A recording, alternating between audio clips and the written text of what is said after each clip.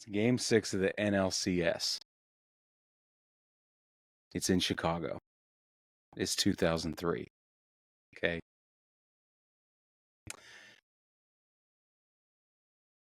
With one out. Line drive. Foul ball. Well, it's not quite a line drive. Foul ball gets hit over the left field fence. Right? Moises Alou would have caught that ball if not for Steve Bartman. I don't want to hear anybody tell me that he maybe couldn't have extended or that he maybe couldn't have got his glove open enough. His glove was open. He was there. Dude's hand is in the way. There's no doubt that dude catches that ball. Foul territory. 2 outs. Here's what happens if Steve Bartman does not get in the way. Okay? Ball caught, 2 outs. Cubs were already up 3-0 in that game. And they led the series 3-2 over the Marlins. If Bartman had not interfered, Alou catches the ball. Mark Pryor, pitching, rides through the high of getting that snag that saved some pitches. Right? Florida's team continues to have to grind it out and struggle. Cubs are riding that high. The crowd is in it. Mark Pryor bears down on Miguel Cabrera, who's only 4-14 with 1 home run and 5 strikeouts career against Mark Pryor. Okay? Pryor bears down on him, gets him out. Okay? He then gets that's the 3rd out. He gets his 7th strikeout of the night. We go to the 9th inning, zeros. Doesn't matter. Cubs win. 3-0. Okay? They advance to the World Series, and this time they also, instead of the Marlins, they face the New York Yankees. 2003. Okay? Regular season against the Yankees, the Cubs win 2 out of the 3 games. 2-1. Okay? Assuming the matchups stay the same for the Yankees, assuming they start their rotation exactly the same way, we get games in 2 games in New York, travel day, 3 games in Chicago, travel day, 2 games in New York. Okay? The series goes 7 games. Zambrano beats Wells in game 1 in New York. David Wells goes down. He takes the loss.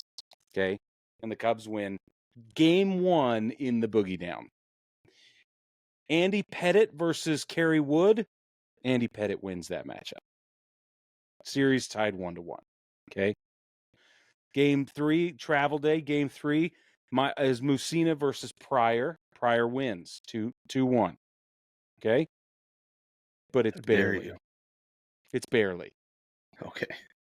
Okay? I'm serious. Then we get Clemens versus Clement. Okay? Clemens loses the game. Okay? So now it's 3-1. Wells versus Zambrano again. David Wells wins. We get a travel day. Now it's 2. Was it 3-2 now? Do I have it at 3-2? 3-2. Yeah. 3-2 going into game 6, yep. Yep. So game 6, Andy Pettitte versus Kerry Wood. Andy Pettitte wins that ball game. All on the line. 3-3 in the Boogie Down. Mike Mussina versus Mark Pryor. Mark Pryor wins the ball game against Moose again. I know. I can't even believe I'm saying it. Cubs win in 7, curse broken in 95 years, not 108. Now, a couple of these matchups, you can come at me. I understand. I understand Mark Pryor versus Mike Mussina, and maybe, had I been managing, I'd have gone differently. I don't know. But I think giving Roger Clemens 1 postseason start in that series is strange. But with the likes of Andy Pettitte, David Wells, and Mike Mussina, it's kind of hard to argue with. Yeah. But because of the way the travel schedule works for that Cubs starting rotation, they don't need more than those 4 guys, and they only need Clement Right. one day. They only need him one Yeah. day. Everybody else is nails. Yeah. It works. It works. And It honestly, works. I think a lot of us thought that's how it was going to kind of go down. Yeah. Right? That the Cubs looked like they were on their way. And it's like, yeah, this is the year. This is the one. Yeah. Right. But now, we know that Gonzalez muffed that super weird grounder that to shortstop, right? When he bobbled it, and it should have been at least 1 out. Got it. He doesn't deserve all the hate, but he deserves more than he got because Bartman took all the hate that he should have had some of. So, right. there's a lot going on in this one game. Bartman took a lot of steam, but it is funny though, because like I was telling Wilson, my son, about this the other day. We've been playing a lot of MLB The Show lately, and late in the game, like if I'm up and I've been dominating the entire time, like I'll let a ball drop late just to give him a chance.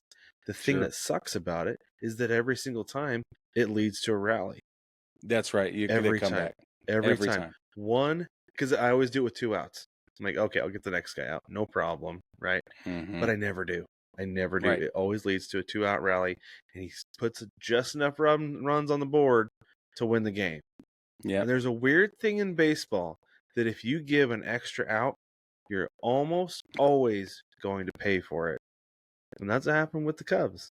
If the Cubs get that out, it's smooth sailing the rest of the way. Couple things I absolutely have to say. Every single one of us probably would have reached for what we thought was going to be a no-brainer souvenir foul ball, right? Many, many, many people would have had their hands out thinking it was going to sail a little deeper into foul territory. Now, when it got that close and there's a glove in the way, you don't be an idiot, right? This is the thing. The whole section's doing this, right? Like, okay, how are you Here's the thing, though, is that you know where you're sitting. You know where you're sitting, and you have to, as a fan, have the presence of mind. If I'm leaning this way, there's a chance there's going to be a player there. If I'm leaning this way, I'm making the play. Right.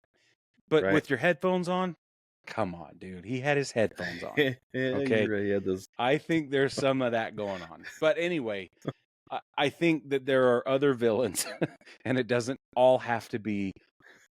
Sometimes the situation itself is a factor, right? And that's all I'm saying. Well, also, all the death threats he got, not okay. But at least he didn't try to rip Alou's hand off, right? Oh, geez, just you wait. I know he's home player, home team, but anyway, it's ridiculous. Okay.